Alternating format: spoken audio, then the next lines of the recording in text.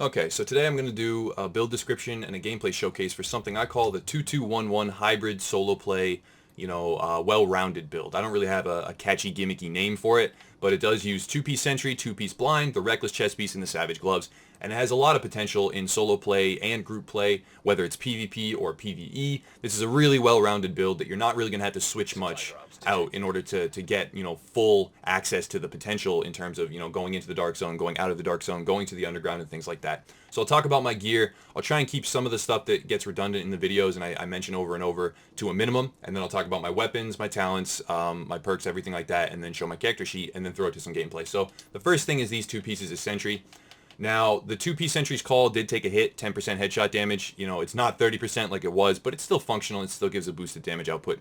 If you want to switch this out for two-piece Final Measure, go ahead. It's user's preference. Whatever you want to do is fine. There's other two-piece bonuses that are going to be very valuable in the Dark Zone especially, but I use Sentry's Call because I go for those headshots. I go for that high DPS burst style gameplay, and I really like it. So, two-piece Sentry's Call with 21% critical hit damage on the pads. You don't need armor on your pads if you roll it on your holster and your chest piece, and you get high enough rolls. So that's something to note, and I won't, harp on that too much, but achieving armor cap is going to be the first thing that you want to do. 5,354 armor will get you to 75% mitigation. You need that before you go into the dark zone, and you don't actually need to roll armor on your pads in order to achieve that. So 21% critical hit damage is a big chunk, and I like that a lot.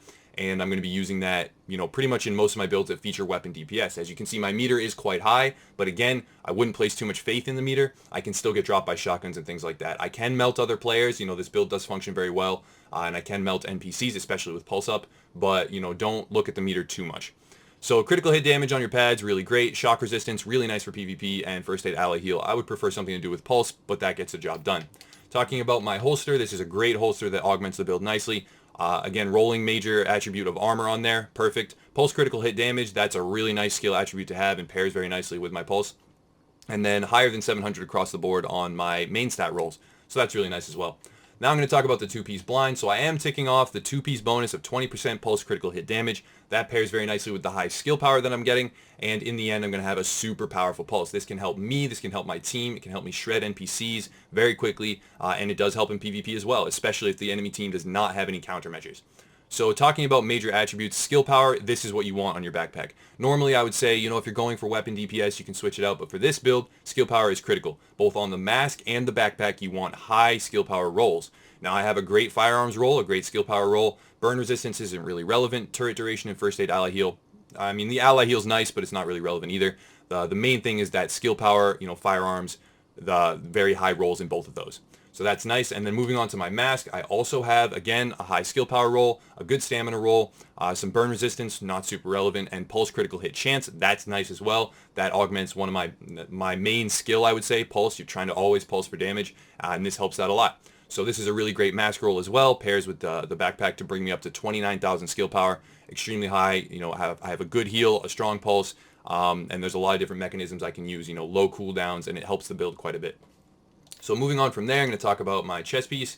I have the same reckless chest piece in like all my builds, so I'm sorry if that gets a little bit repetitive, but this is a good reckless chest piece, decent firearms roll, has the talent, EDR, armor. Armor is very important to roll as a major attribute on your chest piece and your holster. That's how you achieve the armor cap. And ammo capacity. Really quickly, I'm going to talk about the fact that they're nerfing, well, maybe nerfing is the wrong word, but they are changing the way that Lone Star and Police Backpack work. So you can't just equip those and get a massive amount of ammo anymore. You're going to have to equip them and then get the ammo, and then it's actually going to disappear if you switch back. So finding some gear with a minor attribute of ammo capacity is going to be really important, and I've already started to do that. So now that I've done that, I feel more comfortable. I still can't carry as many rounds as I would like, not as many at all as it used to be with my previous, build of maxed out ammo. I could switch to it and carry 2,300 rounds. But having some is going to be critical because depending on how they handle this, it could go really badly or really well, and anyone that has the ammo capacity so that they can still play in the style that they're used to is going to be well off. Now, as you can see, my mods, I do have one with armor here. I'm not going to talk about all my mods, but, after you roll armor on your chest piece and your holster, using however many mods with armor on them to achieve the armor cap is something you should do. If you need one, that's fine. If you need two, that's fine. If you need three, it's okay, but it's fine. And if you need zero, that's perfect, because then you can prioritize skill power or critical hit chance or whatever you want to. So that's my chest piece, and then I'm going to talk about my Savage gloves. I don't have the perfect trio on these. They're a good set of gloves, but they're not perfect. 701 firearms, nice roll, have the Savage talent. critical hit chance, assault rifle damage, and damage to elites. I want damage to elites to be critical hit damage. That would make it, work very well across both modes, PvE and PvP. So damage to elites as critical hit damage would help more, but in PvE this does help, it scales better. So assault rifle damage, because I'm using a G36, this could be SMG if you want to use that. There's a lot of different possibilities. And then first aid self-heal helps me to be more tanky and helps me to counteract reckless with my heals. So I like that skill attribute quite a bit. So now I'm going to talk about my guns really quickly. My primary and the build, focuses around this is a G36 Enhanced. It has Brutal, Sustained, and Competent. Competent is fantastic. I would say that that's what you want in the third slot, unless you have something else, that you would prioritize. But personally, I always want Competent in the third slot, especially on something like the G36 where it, normally has an inflationary third talent. Now that I have Competent, it's deflationary, so my meter should actually reflect higher because I'm going to be using a skill all the time. Sustained, not valuable to this. I mean, it works for PvE, but it's really not that valuable. I would prefer Responsive or Deadly, either one of those. And then I have Brutal, which is very, very nice. It's unconditional. You're always going to get that headshot bonus whenever you're, accurate enough to land the headshots, and you don't have to rely on a critical strike. But when you do get a critical strike on a headshot, it's going to scale with Brutal, so much nicer, and it's going to be massive damage. So that pairs very nicely with Sentry as well, and I have a lot of, critical strike damage, especially when firing to the head. My secondary is not critical to the build at all. You can use whatever you want here. Deadly, accurate, prepared. I'm not going to talk about this gun very much, but whatever you want to use in the sniper slot, I would say go for something like an M1A with Deadly, Brutal, and then maybe, Competent or something like that. But it's really up to anyone that wants to, change it up. So now I'm actually going to talk about my skills and talents right before I go into the character sheet. I have Pulse, and this meter is accurate. So the blind bonus is reflected in your, your skill meter. So I get 91% increased critical hit damage when I pulse and 34% critical hit chance. That's huge. That's super huge. What that does is allows me to achieve the, critical hit chance cap, or at least very close to it. Almost 100% uptime on my pulse, and then a huge amount of critical hit damage. This actually helps your entire squad. If you are going to be in a squad, I do matchmake with a group of random players, so that's a better showcase, and I'm about to throw it to that.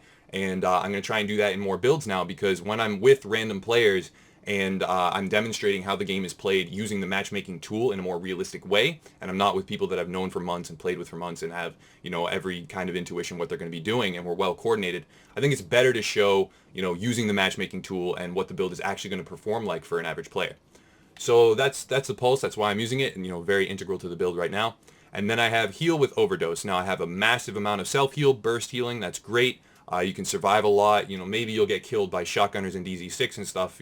That kind of thing you can't really heal through all the time, but this is going to keep you well protected from most of the NPCs that you encounter, and it's going to allow you to have decent survivability against pretty much any build, unless it's a min-max shotgun build that's going to one-shot you. But even then, if you get the overheal up, you might be able to get away, things like that. If I do switch from Reckless to Booster Shot, or to a Vigorous Chest Piece and then utilize Booster Shot, it might be better. And as you can see, I have the skill power to do it. So I would get 34,000, that's a big drop from 60,000, but it would actually give me the mitigation, and it's not so bad, but I'm still working on that process and switching over from Reckless to Vigorous. That is something, if you have a good chest piece, that you should do. I would recommend doing that, but I don't have the tools to do that right now. I am using the Tactical Link just because I like dealing damage and I like killing things quickly, but you could easily switch out for Survivor Link if you like the survivability. Survivor Link is very valuable, allows you to survive. As a solo player, I would always recommend running this, because when you pop this and run away, you're just going to be more trouble than you're worth to a lot of rogue squads. I know that if I'm chasing someone for whatever reason, unless they've really, really made me upset, and I'm, intentionally trying to kill just them, if they pop a Survivor Link, I mean, I'm just going to let them go. They clearly want to survive. Maybe they have something good. Maybe they deserve to extract it. So just, if they pop something like that, they can go. It's good to run that if you're going to be playing solo. For my talents, I am actually going to be running, let's see, so Triage in a team play perspective always. I always run Triage if I have a team, and I am matched up with randoms in this gameplay, so that's why I'm running that. But you can switch that out if you're solo for something else. Whether or not you want to do something like tactical advance is up to you. Percent weapon damage bonuses are very good. They stack very nicely, especially if you're going to be, covering content in PvE. Then the 2% per meter can be a lot. You can specifically run long distances before you fight to make sure that you're, dealing more damage. It works quite well.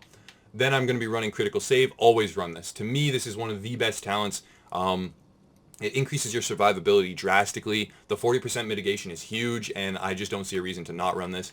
Strike Back, you can switch that out for anything that you want, but I like the decreased cooldowns because it lets me get my heal back, especially in situations where I can get into cover with extremely low health. Boom, get that heal back, get back up to full health really quickly, especially with my high skill power.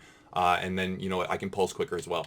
And then One is None. Now this one I would say is integral to the build because you actually have, you know, Brutal on your gun in my case, and then I have the 2-piece Sentry. So, you know, all this different, you know, headshot damage stacking stuff is going on to give me massive, you know, headshot damage, especially with critical strikes. So I'm going to be aiming at the head in all fights, whether it's NPCs or players across the board. I'm going to be aiming at the head. So when I have that 50% chance of not consuming the bullet, especially if I'm accurate with my gun, it's going to allow me to do a lot of damage and, you know, to get a lot out of the build. So that's all my abilities and talents. And now really quickly I'll talk about my character sheet and just scroll through. My weapons, weapon damage is high, critical hit chance, you know, is decent. That does not reflect Savage, so that should actually be up in the 27 range. You know, plus my pulse of 31, 34, whatever it was, will put me at crit cap. Now, once I'm at crit cap, you can't go any higher, so it's good to actually just barely achieve it. You don't want to have like 58% and then pulse because you're not taking advantage of what the pulse can offer. So I would say try and make it so that when you're pulsing, if you do have full uptime on your pulse, that you get right up to that critical hit chance cap. Now, critical hit damage, 46, and headshot damage, 63. Neither of these is where I would like it to be. I would like them to be much higher, but they get the job done. And when paired together, critical strikes to the head are going to do a huge amount of damage because I do actually have really high base damage. It's a really nice, you know, pairing. I do think that the build functions quite well. There are some improvements that could be made, but it holds up in PvP and in PvE. So I'm going to scroll through. Anyone that wants to see any of these stats can just pause the video to make sure that they're there. And now I'm going to flip it over to some gameplay. Okay, like I said, I did matchmake with a group of random players. So this is us going rogue. And as you can see, I do shred enemies very quickly. I do a lot of damage, especially on headshots. We do have double reclaimer. And for people that say, oh, that's super cheap, why are you doing that? I did actually drop that guy insanely fast. This is what I was match made into using the system. Like I grouped up with people and this is what there was. So for anyone that's going to say, oh, it's, you know, why do you have your squad and you're just griefing people? I'm not. This is matchmaking. This is standard gameplay with me and people I don't know. And that's what I was paired into. So anybody using the matchmaking tool, maybe that's what you'll get paired into. I don't really know. I think that the matchmaking tool has a lot of room to improve, but it's functional right now. It does work. So, you know, sometimes you have to use it multiple times, really give it a chance. But an alternative to that, and something that I'm going to plug for repeatedly in every video that I do, is our Facebook community. There's a lot of people in there. I mean, we're approaching 1,000 members. It's really great. And it's an awesome place to squad up and find people that are willing to work together and use different things and different tactics. So I would strongly recommend anyone that has a hard time grouping up to click the link in the description to the Facebook community and go ahead and check that out. Now, as you can see, the build performs quite well. Headshot damage is very high. The body shot damage is not where I would like it to be, but it does work. So what you're really going to need to do is hit those headshots. If you don't hit the headshots, you're not going to be able to compete with something like a shotgun build. But if you can hit the headshots, especially from a longer distance, before they actually get up close to you, before they can get inside their optimal range and hit you in the head, you will be able to drop them. Now, I do actually, you know, find that there's a lot more players in the lower DZs.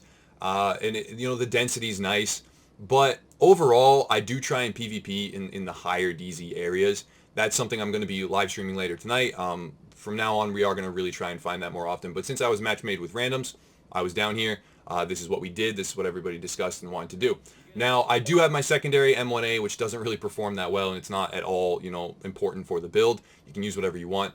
But, you know, this build does function against NPCs. So as you can see, I have my pulse. I didn't get a heal or a triage off, so I don't have 100% uptime. But now, when I do have my pulse and I use it, I should be using it any second now, you're going to have a lot of increased damage to NPCs. Now, even with my M1A that's, you know, horrible and trash, I can kill NPCs fairly quickly. Someone with a better one is going to do much better. And my assault rifle actually just shreds through things. It doesn't have destructive or something like that. So anyone that wants to prioritize PvE over PvP, go ahead and grab destructive. And actually that may pay off in the long run because I do know that there's rumors about them implementing some form of armor penetration or armor shred, which would be really, really fun. I do hope they do that very soon, and something like destructive on your weapon and the minor attributes of enemy armor damage on like your gloves, I think, or your pads, whichever, you know, gear pieces can roll that. Having all of those is going to be great. So this guy right here, I do start fighting him. He is a solo player. I think he runs away and we just let him go. But there's a situation later on, yeah, he pops an ult, and it's just not something we're going to chase. That's why I actually suggest anyone that's running solo, run Survivor Link and save it for those situations. As soon as you get, hit by a squad of rogues, just pop that, run. You're more trouble than you're worth. That's a really great way to survive. One thing that happens later on in the build, though, is I think that same player is following us, and he's kind of like coming up the street and shooting at us and being obnoxious, so we do turn around and kill him. So if you are actually following rogues and hovering right outside their, optimal range and trying to be kind of a pain, then I really don't understand why people do that, because you're going to get killed. You're going to get killed mercilessly. People don't like that. If you want to leave, you can leave. There's very easy ways to get away from rogues. There's multiple spawn points. If you want to get away from rogues, just spawn at a different checkpoint. Don't come out of the same checkpoint that they're near or something like that. That is something that we will try not to do. We don't camp people at checkpoints unless specifically, antagonized by someone, targeting us and, provoking that. Then we will. But it's something we try not to do. But people really need to start taking advantage of the multiple spawns. There are some rogues down here that we started to chase. We found there's more players around here. And just like when you get killed, I've started to do this more often. Instead of running out the door and getting killed, I get really salty. I try not to show it too much, try not to act on it too much, definitely. And I definitely don't want to let it affect my gameplay, but running out that same door and dying over and over, that's my fault. If I do that, that is my fault. I cannot blame anyone except myself. So I need to switch it up, spawn in a different place, and I would encourage everyone else to do that as well. So here he is. That's the same player. I figured, okay, we should let him go. The build right now, just to talk about a little bit more about the gear and how it's functioning, it does work. As you can see, he's sticking around. Like, he's still by the bus. He's still running around near us. And now he runs off. So, okay, all right. So we'll leave him. That's fine. The build does enough damage to turn on players. That's one of the things it excels at. So when you actually get enough distance like we have now, as you can see, he's hanging out there. When you are far enough away to counter shotguns like this, the assault rifle does excel because you have much longer optimal range in shotguns. So he's still chasing us. So I have absolutely no sympathy. Why are you still here? You clearly know you're going to die if you keep like chasing after rogues and trying to be near them if something interesting happens. So we pop a damage signature and we turn on him because he's just going to follow us and then help anyone else that tries to kill us. So you can turn, you can deal a lot of damage, especially if you're hitting those headshots. That's, where the build excels. But if you don't, the body shot damage is not, high enough to really justify it. So if you do have something like a God Roll MP7 or, any other type of SMG, that's probably going to be something better to run with the build, especially if you have Savage Gloves with main damage of SMG, main weapon damage SMG, and also paired with critical hit damage and critical hit chance. That perfect trio is going to be really good. But, the G36, I like it. It was stealth nerfed, actually. I'll take a couple seconds to talk about that. The stealth nerf came, and they didn't announce anything about it, and I'm pretty sure that Skill Up has a video about that. So if you want to know the specifics on that, you can check that out. But I don't cover the same type of, analytical stuff that he does. They hit the stability and the accuracy, and they just took a chunk out of that and didn't say anything about it to anyone. Similar in the fashion that they hit the critical hit chance, and they said, okay, no longer can you pulse and get to 100%. You can only ever get to 60% with anything ever at all, period.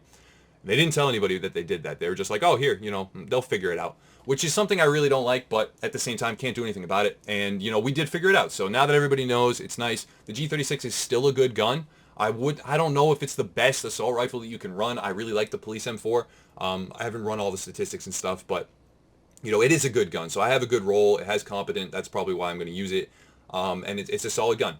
If you have a black market AK-74, those things have really high base damage, so that could be really nice as well. Especially hitting a headshot with 3,000 more base damage means much better scaling. So go ahead and use that if that's something that you want to use and have a good alternative. If you have a gun, any assault rifle that you have, with the right talents, I would say go ahead and use. Maybe it's a little worse than a different gun type. Maybe it's not technically the best in slot, but just go ahead and use it. There's no reason not to. If you are comfortable with a gun, that's another thing. Whatever you're comfortable with, use. That's what's going to be best for you. Don't take my word for it. Don't take anyone else's word for it. Don't use something just because it's technically the best, because someone else said it, whether it's me or anyone else. Use what feels comfortable. Use what guns you like. Use what guns, make you feel like you're stronger in PvP, because that's what's going to be the best, and you're going to get the most enjoyment out of it. So I do die, right here. I think I get shredded right there. I get dropped, bad positioning, my own fault, but in the end, it's going to happen. So I'm going to call it there. If you do want to support the channel, we're going to upgrade hardware over the next few weeks, maybe even months, but we're definitely going to make this full time. We're well on our way to doing that. And you know, the patron page is a great way to support that. We will never require, you know, any money from anyone ever. It's all going to be the same way it's been going. It's all going to be free, and we're going to do our best to provide great content. But if you want to support, the Patreon link is a great way to do that. So big shout out to all of our, you know, first supporters. That's great. It means a lot. And there's going to be a credit reel after this. You could easily get your name on there if you're interested. And then also the Facebook community. I'll say another plug for it. Go ahead and subscribe to that, or, you know, go join that community. You'll get approved right away. A lot of people are there. You can get build advice. You can get, you know, you can squad up with people. You can complete incursions that you may not have been able to before. There's a lot of great stuff going on there. So go ahead and check that out if you're interested. And then also we finally created a Twitter. There's going to be a link to that as well down in the description if you want to follow it. We'll announce when we're going to live stream and things like that. And we'll start to nail down a better schedule. There'll be events and discounts like the 10,000, you know, subscriber shirt that's coming out. I'll probably try and do a specific discount for Twitter followers. I'll try and do a lot across social media, marketing, things like that. I'm really new to all this, but the support's been fantastic. So thank you to everyone who watches the channel and supports. It means a lot. And as always, have a nice day.